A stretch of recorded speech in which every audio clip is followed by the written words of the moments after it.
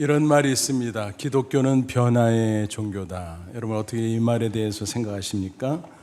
저는 전적으로 동감합니다. 변화에는 좋은 변화도 있고 나쁜 변화도 있지. 그런데 기독교는 당연히 좋은 변화를 일으킵니다. 죄로 망가진 인생을 변화시킵니다. 죄악으로 피폐진 세상을 아름답게 변화시킵니다. 그 변화 안에 구원이 있습니다. 또 그리고 그 안에 회복이 있고 치유가 있고 승리가 있습니다. 그렇습니다. 하나님을 만나면 반드시 변화됩니다. 예수 그리스도를 만나면 반드시 변화됩니다. 인류 역사도 예수님 이전과 이후로 나누죠. 이전 BC 주전, 그리고 이후 AD 주후, 그렇게 나누는 거 아니겠습니까? 우리 개개인의 인생도 마찬가지. 예수님을 만나기 전, 예수님을 만난 후가 전혀 다르죠. 나눌 수 있습니다. 성경은 바로 이렇게 변화된 인생들의 이야기를 가득 담고 있습니다. 이런 변화를 상징적으로 보여주는 사건도 있습니다. 요한복음 2장 보면 예수님의 이적 가운데 가나 혼인잔치집에 이적이 있죠. 포도주를 만드신 사건. 혼인잔치집에 포도주가 떨어졌어요. 그 당시 이스라엘의 음료수는 포도주였는데 잔치가 한창 진행되는데 포도주가 뚝 떨어졌으니 큰 낭패죠. 그런데 예수님께서 그 위기 가운데 물을 포도주로, 그것도 극상품 포도주로 변화시켜 주셨습니다. 그래서 변화시키는 주님이라는 사실을 보여주고 있습니다. 오늘 본문에도 보니까 마치 그와 유사한 이야기가 나옵니다. 하나님께서 쓴물을 단물로 변화시켜 주신 사건인 것입니다. 우리도 예수님을 만나면, 그리고 십자가를 통과하면 인생이 반드시 변화됩니다. 그래서 우리는 이미 변화됐고 또 날마다 새롭게, 더 아름답게, 더 복되게 변화되고 있는 것입니다. 아무쪼록 이 시간 말씀을 통해서 쓴물을 단물로 변화시키듯 갈수록 아름다운 인생으로 변화되는 저와 여러분 다 되시기를 주님의 이름으로 축원합니다. 오늘 본문의 배경은 출애굽이죠. 출애굽 직후 상황인데 6월절 밤에 장자 죽음의 재앙이 집행되는 가운데 이스라엘 백성들 애굽에서 탈출했죠. 바로 왕은 그 와중에 빨리 나가라고 아우성을 쳤습니다. 그래서 급히 탈출했는데 잠시 후 보니까 애국 군대가 뒤에서 추격해 오고 있는 것입니다. 왜 그랬을까요? 바로 왕이 변심했거든요. 왜냐하면 무수한 이스라엘의 노동력이 빠져나갔다가 다시 안 돌아온다? 그러면 큰일이거든요. 그래서 가서 붙잡아봐라, 이렇게 명령을 내렸던 거죠. 그러니까 어떤 상황이 됐어요? 앞에는 마침 홍해바다가 가로막고 있었어요. 뒤에는 추격하는 무서운 애굽의 군대, 오도 가도 못하는 진퇴양난의 위기 상황이 됐습니다. 그런데 모세가 그때 하나님의 말씀을 따라서 지팡이를 바다를 향해 내밀었죠. 그러자 놀라운 이적이 나타났습니다. 바다가 쫙 갈라지면서 그 사이에 마른 땅이 나오고 이스라엘 백성들은 육지처럼 건널 수 있었습니다. 그리고 추격해 오던 애국 군대들도 그 안으로 따라 들어왔지만 이스라엘 백성들이 빠져나가자마자 그 바다가 다시 이렇게 쫙 합쳐졌죠. 그런 가운데 그들은 수장되고 말았던 것입니다. 이렇게 해서 거뜬히 홍해바다를 건넌 이스라엘, 한번 상상해 보세요. 얼마나 아찔하면서도 감격스러웠을까요? 그래서 모세와 백성들은 노래하고 난리가 났습니다. 많은 여인들은 소고를 치고 춤추고 그런 놀라운 광경이 펼쳐졌습니다. 그리고 나서 그들은 다시 광야길을 행진하게 됩니다. 수르 광야로 접어들게 됐는데 사흘이 흐릅니다. 하루 이틀 사흘. 근데 여러분, 물이 필수잖아요. 보통의 상황도 그렇지만 광야, 사막을 걸어가는데 물이 얼마나 절실하게 필요했겠습니까? 근데 물을 얻을 수 없었어요. 물. 목마른 그들은 전전긍긍하고 있었습니다. 그러다가 겨우 물을 발견하기는 했는데 웬걸 쓴물이었다는 안타까운 사실입니다. 아마 동작이 빠른 백성들이 막 뛰어가서 먼저 물을 마셔댔겠죠. 근데 넘길 수가 없었습니다. 아써, 아이 퇴. 그런 소리가 사방에서 들려왔습니다. 도저히 마실 수 없는 쓴물이었던 것입니다. 23절, 마라 이르렀더니 그곳 물이 써서 마시지 못하겠으므로 그 이름을 마라라 했더라. 그래서 이 마라라는 이름이 나중에 붙여졌는데 무슨 뜻이라고요? 쓰다, 괴롭다 그런 뜻이에요.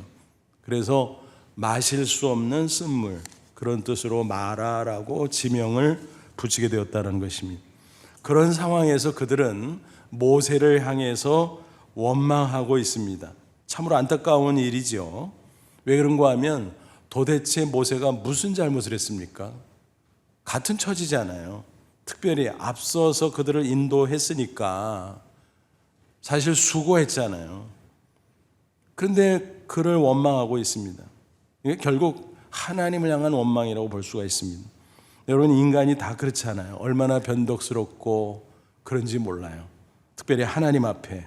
그렇죠? 사흘 전에 하나님의 이적을 보고 좋다고 춤까지 추었습니다. 찬양했습니다. 그랬던 그들이 고난이 닥치자 금세 돌변해서 하나님을 원망하고 모세를 원망하고 난리를 피우고 있는 것입니다. 그런데 따지고 보면 사실 광야라는 곳은 늘 그런 곳이에요. 가도 끝이 없는 사막뿐이죠. 길도 없어요. 양식도 없고 물도 없고, 그죠? 낮에는 뜨거운 태양이 장렬하고 밤에는 차가운 바람이 괴롭히고, 때때로 독충이 있고 맹수가 나타나고 강도가 출현하기도 하고, 그게 광야의 모습입니다. 설사 물을 얻는다고 해도 항상 마실 수 있는 좋은 물이 아니에요. 마라의 경우처럼 쓴물이 나오는 경우도 허다하다라고 하는 사실입니다. 이런 광야를 건너 약속했던 가나안 땅에 당도할 수 있는 것입니다. 그러니까 광야는 이런 곳이야 하고 하나님께서 미리 보여주신 것이 아닌가 싶어요. 여러분, 우리 인생도 마찬가지 아닙니까? 인생길을 가다 보면 이런 고난 저런 고난이 불쑥 내 앞에 닥쳐옵니다. 끊이지 않습니다. 때로는 잠시 성공한 것 같아요. 마치 물을 발견한 것처럼. 그러나 잠시 후 보면 이것도 아니네. 오히려 또 다른 고난도 닥쳐옵니다. 질병이 있고 상처가 있고 실패가 있고 사건 사고가 있고 재난이 있고 사별이 있고 기타 여러 어려움들이 닥쳐올 수 있습니다. 그야말로 마라의 쓴물 같은 인생이라고 말할 수 있습니다. 사람들은 인생을 살아가면서 저마다 이스라엘 백성처럼 물을 찾아 다니듯 성공을 따라 동분서주합니다. 중간중간 때로는 성공을 하는 듯 해요. 근데 나중에 보면 그게 별거 아니에요. 아이써 마라의 물같이 될 경우가 허다하다라는 것입니다. 또 성공한 후에 오히려 깊은 허무가 밀려오는 경우도 적지 않다라는 사실입니다. 대표적으로 솔로몬 같은 케이스가 그런 거 아니겠습니까? 그는 태어나자마자 왕자, 또 이어서 왕이 됐어요. 부귀영화, 권세, 모든 것을 성취했고 또 가졌고 누렸고 문자 그대로 성공적인 인생이었습니다. 그런데 말년에 자신의 인생을 회고하면서 보니까 인생이 이래? 너무 허무하네. 모든 게 허사야. 그런 그것을 깨닫고 그 심경을 토로합니다. 그러면서 후세 성도들에게 나처럼 엄벙덤벙 살지 말고 미리미리 하나님을 경외하는 신앙으로 잘 사시오. 그게 진짜 승리의 인생이요 라고 말합니다. 그래서 그가 쓴 책이 전도서잖아요. 그는 전도서 1장 2절에 먼저 글을 열면서 고백합니다. 전도자가 이르되, 자신을 전도자로 가리켰어요. 헛되었더니 모든 것이 헛되도다. 여러분, 얼마나 인생을 회고하면서 허무감이 밀려들었으면 헛되다는 단어를 이렇게 연발했겠습니까? 또 이 헛되다라는 단어는 히브리어로 헤벨인데 무슨 뜻인가 하면 숨결, 수증기, 안개, 그런 뜻이에요. 그러니까 뭐예요? 잠깐 보이다가 사라져버리는 거예요. 아무것도 아닌 거예요. 뭔가 이룬 것 같지만, 뭔가 가진 것 같았지만 금세 사라져버리고 헛것이다라는 것입니다. 전서 2장 보면 이렇게 또 탄식합니다. 11절, 그 후에 내가 생각해 본 즉 내 손으로 한 모든 일과 내가 수고한 모든 것이 다 헛되어 바람을 잡는 것이며 해 아래서 무익한 것이로다. 뭔가 많은 것을 행하고 성취한 듯 싶었는데 나중에 보니까 잡고 잡은 것 같은데 아무것도 없네. 그게 바람 잡는 것 같다라는 거지요. 이런 식으로 생각해 보면 세상에서의 인생이라는 게 문자 그대로 생로병사 그 이상이 아니라는 사실을 알 수가 있습니다. 정말 마라의 쓴물과 같구나 싶습니다. 인생을 이렇게만 살다가 끝나 버린다면 얼마나 한심할까, 얼마나 비참할까. 그렇죠? 그런데 다행히 성경은 그 다음의 이야기를 우리에게 들려주고 있습니다. 백성들은 원망하고 있었지만 모세가 나서잖아요. 어떻게 했나요? 25절 보세요. 모세가 여호와께 부르짖었더니 기도했다는 거죠. 하나님을 찾았다는 거죠. 그렇습니다. 고난이 닥쳐오지만 우리에게는 출구가 있어요. 바로 하나님을 향한 출구.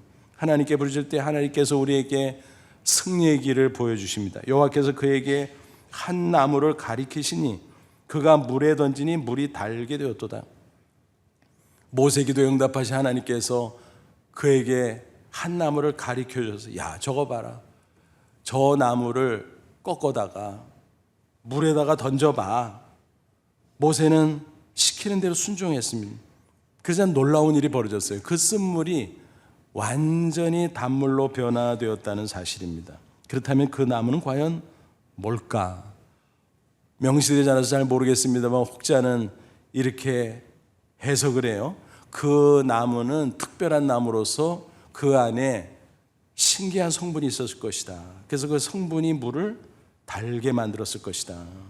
뭐 그럴 수도 있겠지만 꼭 그런 것 같지는 않아요. 왜냐하면 나무 한 그루로 그 많은 물을 변화시킬 수 있었을까? 왜냐하면 생각해 보세요. 이스라엘 백성 전체가 몇 명이나 됐을까? 장정만 60만 명이니까 여자들과 아이들까지 다 합치면 200만 명은 실이 됐을 것입니다.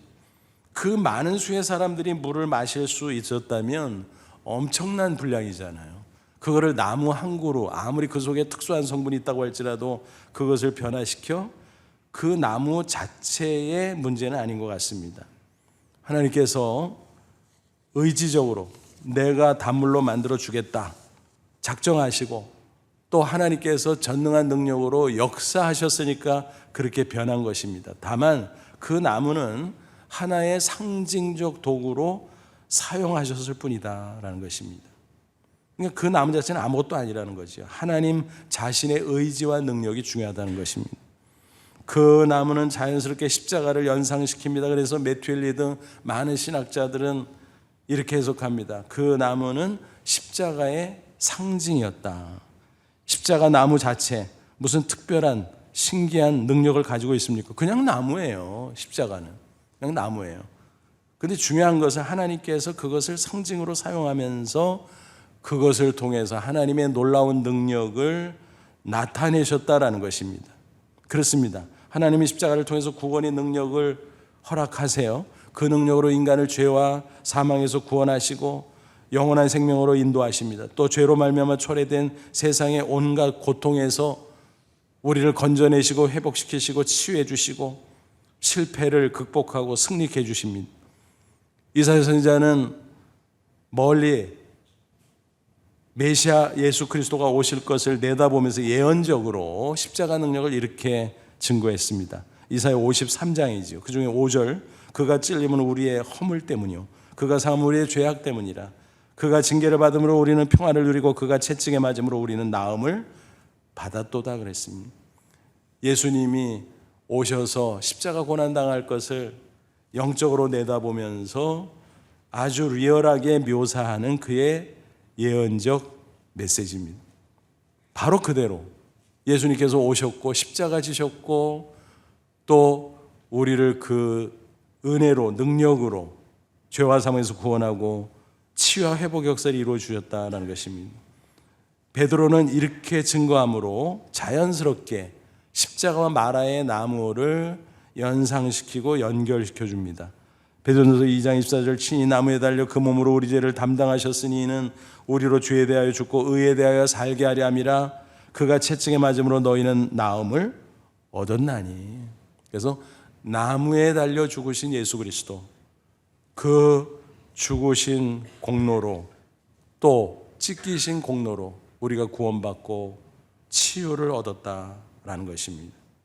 그래서 마라의 한 나무, 갈보리 언덕의 십자가, 그렇게 연결시킨 겁니다. 이제 예수 그리스도의 십자가를 믿음으로 통과하면 쓴물 같은 인생이 단물 인생으로 변화된다는 사실입니다. 사망에서 생명으로, 고통에서 평안으로, 질병에서 치유로, 상처에서 위로로, 실패에서 승리로 변화되는 것입니다. 더 나아가 마라를 지나서 엘림이 준비되기도 합니다. 하나님께서 때로는 우리에게 너무너무 시원하고 만족스러운 것을 준비해 줄 수 있어요. 광야 인생길이지만은 오아시스죠, 오아시스. 그러나 그것이 끝이 아니죠. 그 후에 광야가 있고 결국은 가나안 땅까지 가야 됩니다. 우리 광야 인생길도 마찬가지, 우리에게 마라가 나타나기도 하지만 단물로 바꾸고 또 때로는 시원한 오아시스 같은 엘림을 주실 때도 있어요. 그러나 중요한 것은 광야를 더 가야 된다는 것입니다. 그리고 광야를 지나 영원한 천국에 당도해야 된다는 것입니다. 그러므로 우리는 단물로 만들어주시는 그 능력으로 변화된 인생을 살아갈 뿐만이 아니라 항상 우리의 영적인 눈을 열어 저 천국을 소망하며 살아야 될 것입니다. 성경은 누누이 하나님께로 돌아오라, 십자가 앞으로 돌아오라 강권합니다. 왜냐하면 쓴물 인생들이 너무나 많기 때문입니다. 그래서 단물 인생으로 바꿔줄게, 내게로 오라 말씀하십니다.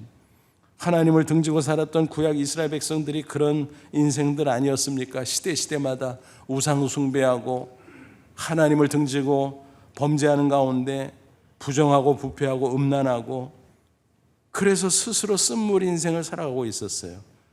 그것을 안타깝게 여긴 하나님 선지자를 통해서 경책합니다. 돌아와라, 돌아와라, 돌아와라, 돌아와라. 호세아 시대도 그랬습니다. 그가 외친 말씀이 있습니다. 호세아 6장 1절, 오라 우리가 여호와께로 돌아가자. 여호와께서 우리를 찢으셨으나 도로 낫게 하실 것이, 우리를 치셨으나 싸매어 주실 것임이라. 쓴물 인생이 하나님께 나오면 다 치유되고 회복되고 구원과 승리, 그래서 단물 인생이 되게 된다는 것입니다. 하나님의 약속입니다. 이런 말씀들을 나누다가 생각나는 구약의 인물들, 또 신약의 인물들이 많이 있어요. 그래서 대표적인 예를 좀 생각해 보면 나오미, 룻기에 보면 룻의 이야기가 쫙 펼쳐지잖아요. 너무 아름다운 이야기죠. 근데 나오미도 못지않은 주요한 인물입니다.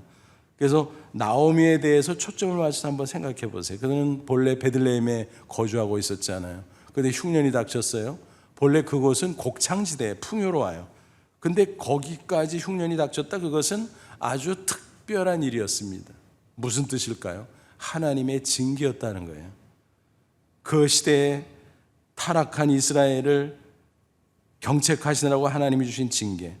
여러분, 징계로서의 고난이 올 때는요, 그 자리에서 그것을 다 받고 인내하고 극복해야 됩니다. 자리를 뜨면 안 돼요. 딴 데로 피하면 안 돼요. 더 큰 고난을 만나게 됩니다. 나오미가 딱 그랬어요. 그는 흉년을 피해서 멀리 모압 땅으로 이민을 가죠. 그것은 지리적인 이동에 불과한 게 아니라 그 이상의 의미, 영적인 이동이었습니다. 하나님에게서 멀어진 겁니다. 또 신앙 공동체 이스라엘부터 멀어진 겁니다. 그곳에 가서 잘 살 줄로 알았습니다. 그런데 웬걸 비극적인 일들이 연속적으로 벌어졌습니다. 어떤 일이 벌어졌나요? 남편이 죽었어요. 두 아들을 모압 여인들과 결혼을 시켰는데 세상에 자식도 없이 차례차례 죽어버리고 말았던 것입니다. 세 남자가 죽었어요. 그래서 세 여자만 남았어요. 여러분, 요즘에는 여성들의 활동이 활발하잖아요.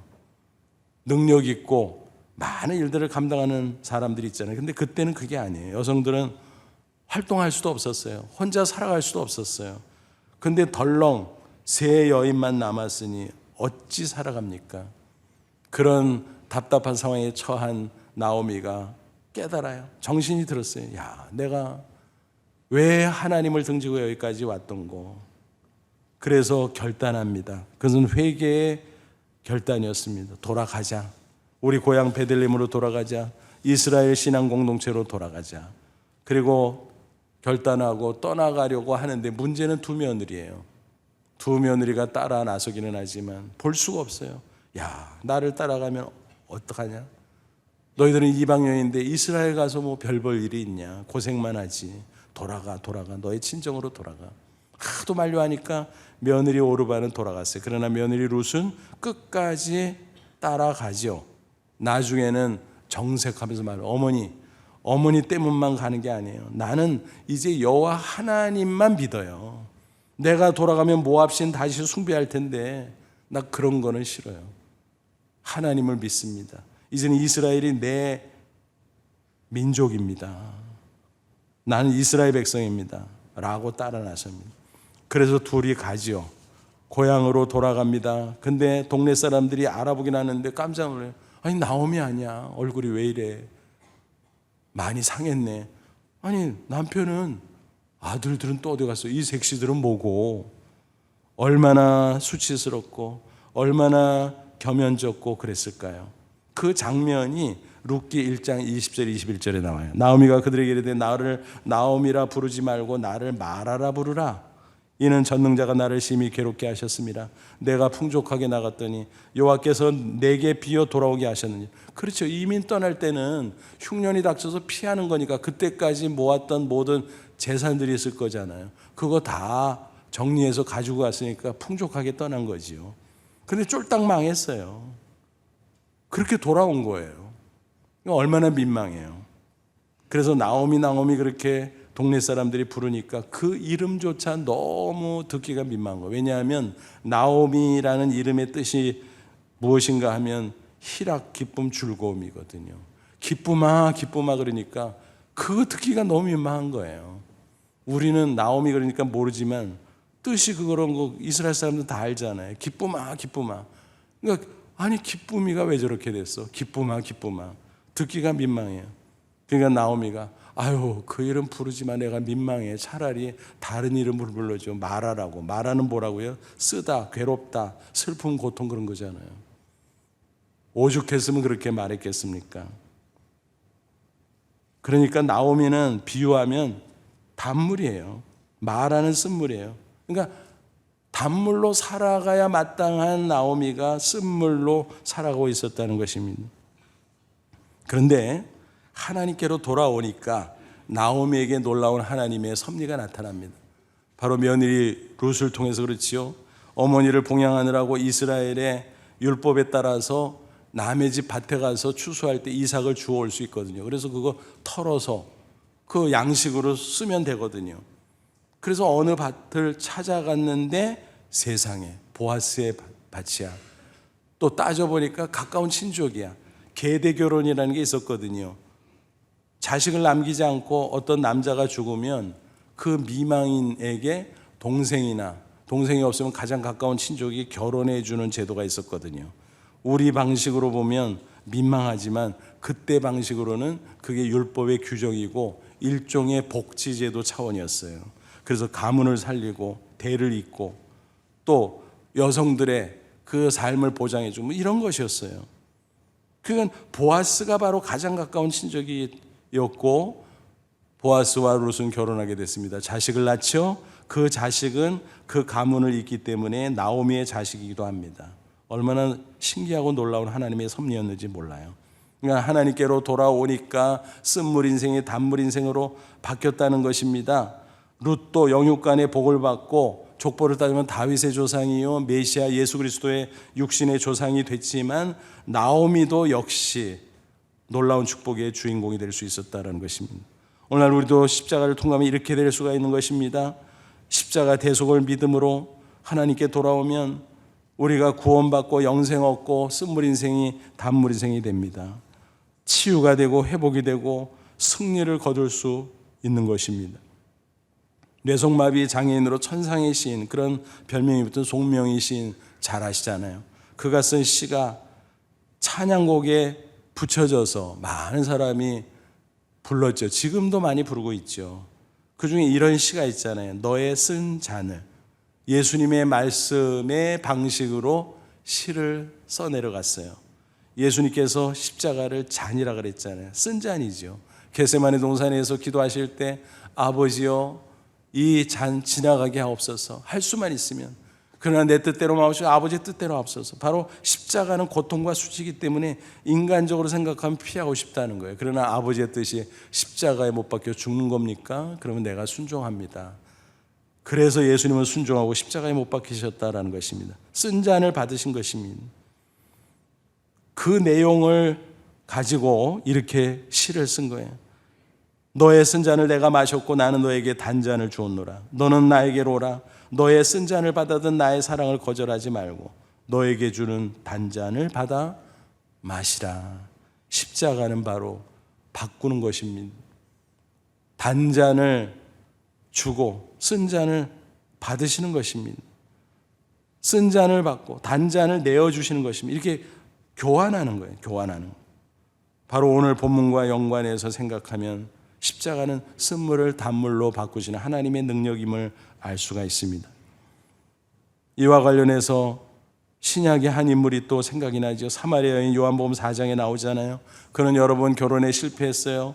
이제는 동네 사람들이 너무 보기에 민망하고 창피해서 나다니질 못해요. 그러나 물을 길어다 마셔야 되잖아요. 우물가에 가야 되는데 사람들이 있을까 봐 조마조마 그러다가 사람들이 나다니지 않는 한낮 정오의 시간대를 택해서 나갔어요. 아무도 없겠거니. 근데 우물가에 한 남자가 있었어요. 보니까 유대인 남자예요. 아니 유대인 남자가 어떻게 여기에? 바로 예수님이었어요. 예수님이 말을 걸었죠. 그래서 이런저런 얘기하다가 점점 그 여인은 이 예수 이분은 이상한 분이다. 특별한 분이다. 그런데 예수님께서 그에게 말씀을 던졌죠.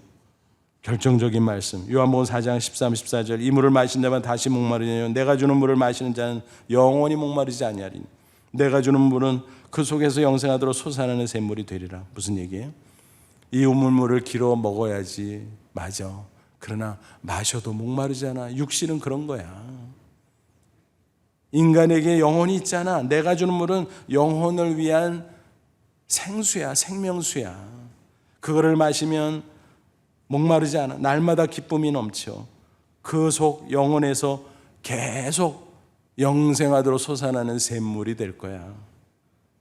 그 여인은 귀가 번쩍 뜨였습니다. 그런 게 있어요? 그러고 보니까 이분이 메시아? 맞아. 그는 달려갑니다. 어디로요? 동네 사람들 만나러. 아니 동네 사람들 피해서 나왔는데 맞아요.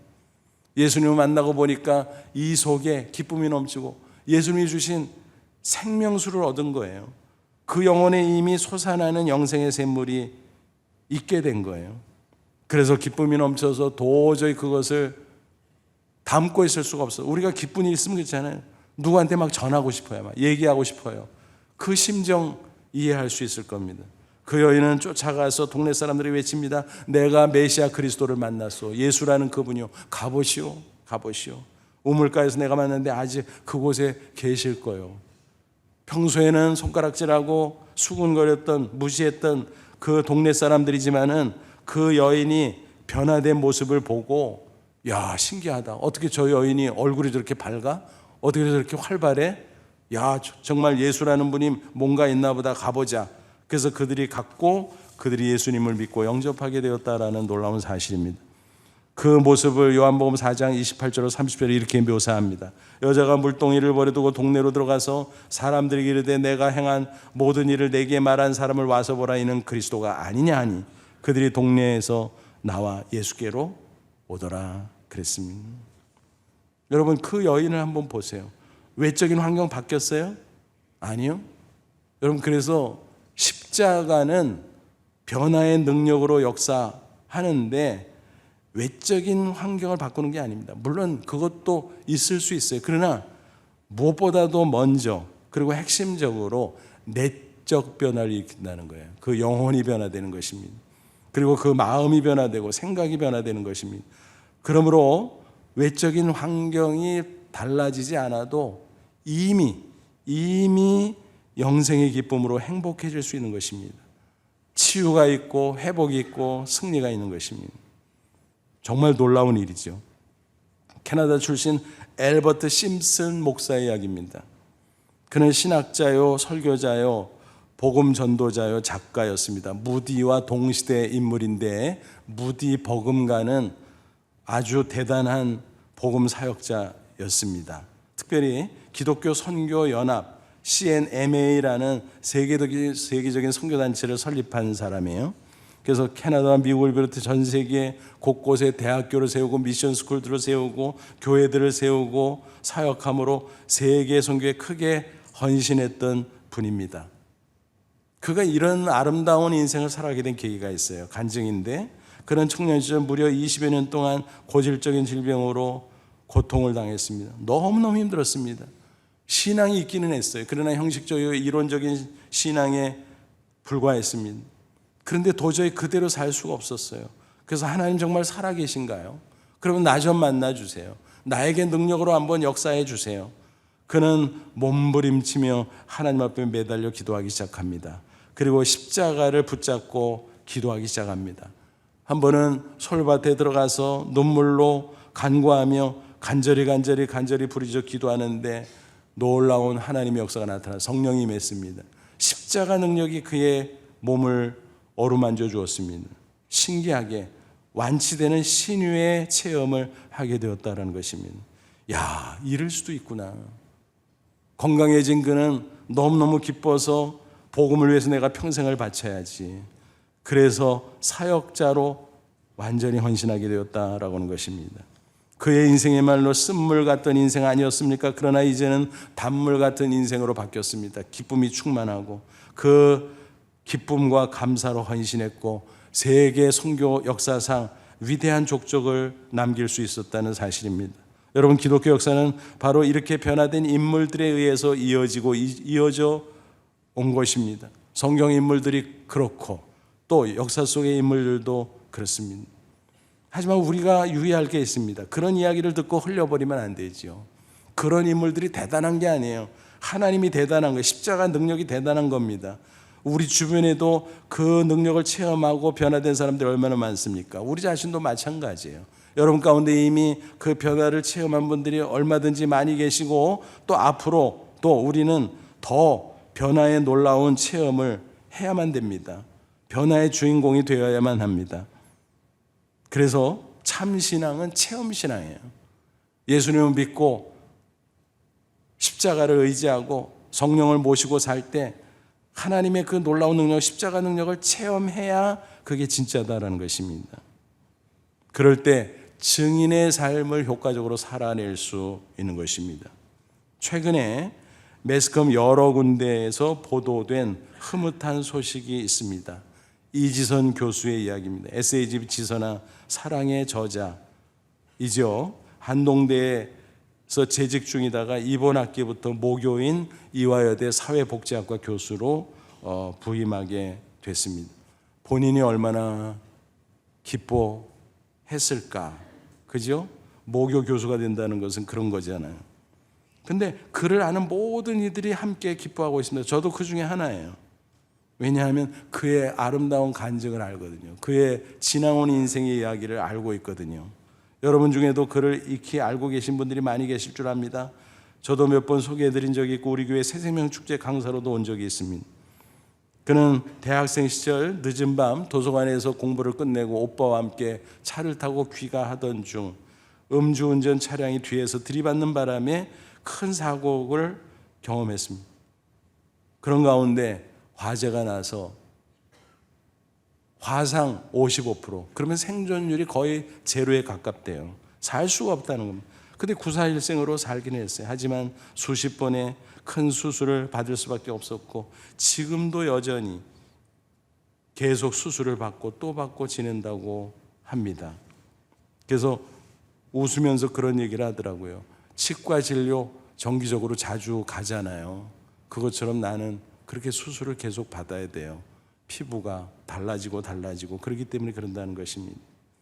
웃고 있었지만 그 고통이 얼마나 클까 싶었습니다. 온몸에 그 고통이 있고 얼굴 등에 여전히 일그러져 있고 그러나 얼마나 밝은 모습에다 위트까지 있는지 그 모습을 보면서 그 말을 들으면서 늘 은혜를 받곤 합니다. 며칠 전 CBS 라디오 인터뷰 동영상이 유튜브에 올라왔더라고요. 그래서 그걸 시청하게 됐는데 관심 있는 분들 한번 들어가서 보시기 바랍니다. 처음에 사고를 당했을 때 얼마나 참담했을까. 극단적인 생각도 했을 것입니다. 하지만 십자가를 통과하면서 살아있는 그 자체로 감사할 수 있었고, 남아있는 모든 것이 하나님의 선물이기에 감사하고 기쁘다고 고백을 합니다. 그리고 그는 이렇게 정리했다고 합니다. 사고를 당한 피해자, 그런 줄 알았는데 가만 보니까 사고라는 것은 누구에게나 언제라도 닥칠 수 있는데 나에게 왔을 뿐이다. 내가 사고와 만난 것이다. 근데 이제는 사고와 헤어지자. 그래서 사고를 당한 자가 아니라 사고와 헤어진 자라고 자신의 인생을 정리했다고 합니다. 그러면서 자신의 에세이집 제목처럼 꽤 괜찮은 해피엔딩을 날마다 살아가고 있다고 간증하고 있습니다. 그야말로 쓴물 인생이 단물 인생으로 바뀐 거죠. 더더욱 귀한 것은 복음 전도자로서 자신의 그 상처, 쓴물이 단물로 바뀐 것을 감사하면서 그것으로 증인의 삶을 살아가고 있습니다. 간증을 통해, 또 강연을 통해, 또 책을 통해 여러 방면으로 증인의 삶을 살아가고 있습니다. 또 자신이 고통을 겪었던 경험이 있는 만큼 어려움에 처한 사람들, 발달장애와 수감사 자녀들을 돕는 일에 헌신하고 있다는 간증도 있었습니다. 잃어버린 거, 고통스러운 것만 생각, 얼마나 원망스러워요. 왜 하필이면 그때 그런 일을 당했을까? 왜 그 사람은 술을 잔뜩 먹고 우리 차를 들이받았을까? 하나님은 왜 그것을 방치하셨을까? 별의별 생각이 다 들 수 있잖아요. 그러나 원망 속에 살아간다면 여전히 쓴물 인생을 살아갈 수밖에 없죠. 그러나 원망을 벗어나서 하나님의 은혜를 기억하고 감사하면서 십자가를 통과하니까 그 신앙으로 모든 것이 주어지게 된 거죠. 새 생명을 얻었습니다. 기쁨이 있었습니다. 보람 있는 사명의 길을 걸으며 살아갈 수 있게 된 것입니다. 그런 이야기들을 쭉 들으면서 본인은 웃고 있는데 저도 모르게 눈시울이 뜨거워지면서 큰 감동을 받을 수 있었습니다. 여러분 혹시 지금 쓴물 같은 시간을 보내고 있지는 않으신가요? 십자가를 바라보십시오. 그리고 눈물로 기도하면서 십자가를 통과하시기 바랍니다. 그러면 하나님께서 능력으로 반드시 역사하심으로 단물 같은 인생으로 변화될 줄로 믿습니다. 치유와 회복 그리고 승리의 축복을 경험하게 될 줄로 믿습니다. 그러면 그 체험을 간증하며 기쁨과 보람으로 승리의 삶을 꼭 살아가시기 바랍니다. 여러분 혹시 지금 단물 같은 시간을 보내고 있습니까? 정말 다행스럽고 감사한 일이죠. 하지만 한 가지는 꼭 기억하시기 바랍니다. 마라의 쓴물이 단물이 된 이후에 이스라엘 백성들은 또 광야를 걸어갈 수밖에 없었습니다. 우리도 마찬가지입니다. 단물이 있지만 또 광야는 지나가야 됩니다. 물론 멀지 않은 곳에 엘림 같은 오아시스를 만날 수도 있습니다. 감사하죠. 그러나 그 뒤에 마라가 또 나타날 수도 있습니다. 그리고 그 뒤에 단물을 경험해도 또 광야를 지나가야 할 것입니다. 어디까지요? 가나안 땅까지. 우리의 광야 인생길은 저 천국까지. 그래서 우리의 이야기는 쓴물 인생의 단물로 끝난 것이 아니라 저 천국을 향해야만 된다라는 것입니다. 그래서 천국은 어떤 곳인가? 우리 인생의 종착지요. 세상에서는 쓴물이 단물되거나 일시적인 엘림밖에 없지만 천국은 완전한 엘림이요 영원한 오아시스라고 하는 사실입니다. 그곳에는 쓴물이라는 것은 전혀 없습니다. 계시록 보면 천국에 대한 묘사가 나오잖아요. 21장 4절 보면 이렇게 증거합니다. 모든 눈물을 그 눈에서 닦아주시니 다시는 사망이 없고 애통하는 것이나 곡하는 것이나 아픈 것이 다시 있지 않니 처음 것들이 다 지나갔음이라. 쓴물은 없다는 것입니다. 단물이 가득한 천국. 계시록 22장 1절 2절 또 그가 수정같이 맑은 생명수강을 내게 보이니 하나님과 및 어린 양 예수의 보좌로부터 나와서 길 가운데로 흐르더라. 강좌우에 생명나무가 있어 12가지 열매를 맺되 달마다 그 열매를 맺고 그 나무 잎사귀들은 만국을 치료하기 위하여 있더라. 단물로 가득한 영원한 오아시스 천국 우리를 기다리고 있다는 것입니다.